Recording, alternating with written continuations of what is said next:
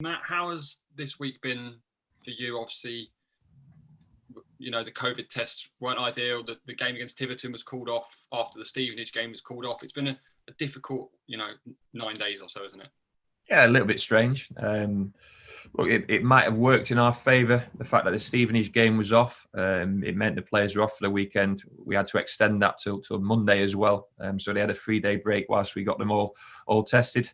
And then the results came back like they did. And it was the right decision to test the players and the staff as well, especially when you get positive results. And then we've had a few more players and staff members in isolation off the back of family members falling ill and getting tested through the NHS. So a strange time as a manager. One way it's difficult to prepare for. I'm sure the players looked after themselves well enough on those days off. And they've come in and trained well this week. Unfortunately, we've not been back in the buildings, so to speak, in terms of using the facilities, but we've got back out on the grass pitches and done a bit of training. Be the same again tomorrow in terms of training Christmas Day morning with a view for Boxing Day, and we're looking forward to it. Always feel like big games around the Christmas time, around the festive period, usually played in front of big attendances with a good atmosphere. It's such a shame we can only get 2,000 in at the park on Boxing Day, but hopefully we'll give them a little bit of a festive cheer. I mean, having the fans back in, I think we're so lucky now. I think there's only 10 or so in the EFL that can still have fans. I think in a time, especially at Christmas time, when so many people have been isolated, not able to see family, I think it's important, isn't it, that we try and put on that really good performance for them and give them a sense of normality slightly. Yeah, let's be honest, it's been a rotten time for everyone. And we're lucky in the industry that we work in, that we can keep on playing and doing something we love. And we'll always appreciate that.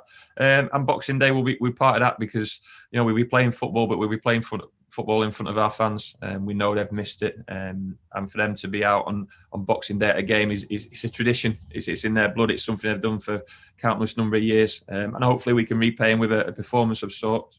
And a win as well. We're playing a couple of very good teams over the next few days, and we'll have to be at our best to pick anything to get anything out of those games. But like I say, these are the games which you look forward to. You look forward to the Boxing Day fixture, the New Year's fixture that you play at the start of January, because these are the ones which generally have the most attention. They'll get even more attention in the next few days because we're playing two teams at the top of the league. Forest Green, of course, a side that we know so well. I mean, and their record this season is outstanding. I think it's got the best away form in the league as well. They're flying, and they've got some superb players like the likes of Jamil Matt. Yeah, look, they recruited strongly, and rightly so. They were probably disappointed where they finished last season. They recruited strongly off the back of that, and a slightly different dimension to the team in terms of the players you've just mentioned there. Some familiar faces: Jordan Moore-Taylor, Kane Wilson, Jaden Richardson, all players who've served this club well in the past. I'm rightly they're near to the top of the league. I expect them to be there towards the end of the season as well. But we got to concentrate on ourselves. We know all about their system, their strengths, where they'll try and hurt us. I just hope it's a good reflection and a good spectacle for those fans. Of course, this is a really busy period again. I mean, it's almost, I guess you could say the 11 days break is a good thing, because it's the start of another busy period. Trip to Newport, and then you mentioned it earlier, just a short trip to Barrow next week. It's going to be a big week for us, isn't it?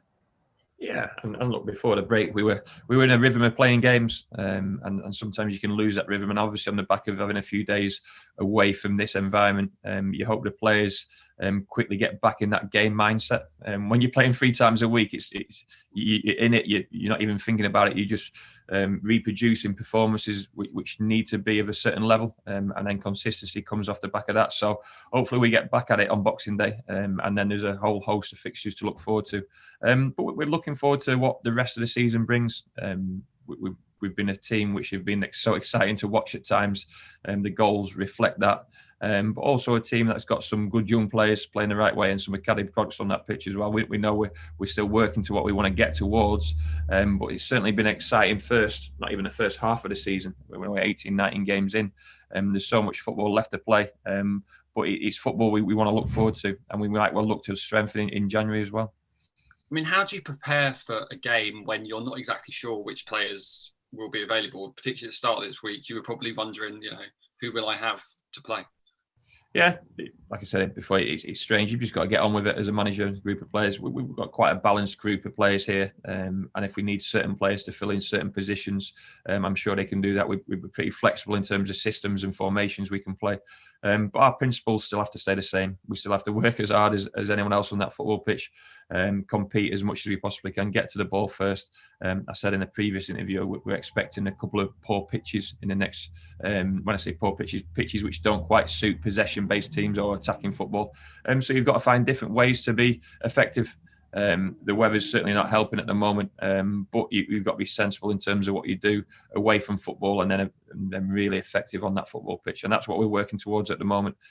Time will tell. We'll probably reflect on this Christmas period when we get into January and sort of spend some of that time on the coach on the way up to Barrow, and we'll see where we've got on against first and second in the league. And hopefully we've got a good points return to show for it. Final one for me then. Aside from the absences due to COVID, how's the squad looking? Yeah, not too bad. Lewis Ward is available now. We had the Tiverton fixture organised, so to speak, for some of those players who've not had game time recently. So it was a shame that was called off, but it had to be cancelled, and rightly so. Players are coming back. They're just a little bit short of match minutes and real intense work. We're trying to get it in them as much as we can, but we've got to get the balance right in terms of not breaking them in any way. Lewis Page should be available in the next couple of fixtures. Jake Caprice seems to have had a relapse of such, but then has trained today. So it might have not have been an injury, a muscle injury as such. It might have been a bit of a neural problem, and we'll assess him in the next couple of days. But similar to what we spoke about, we've got enough players to fill gaps if needed.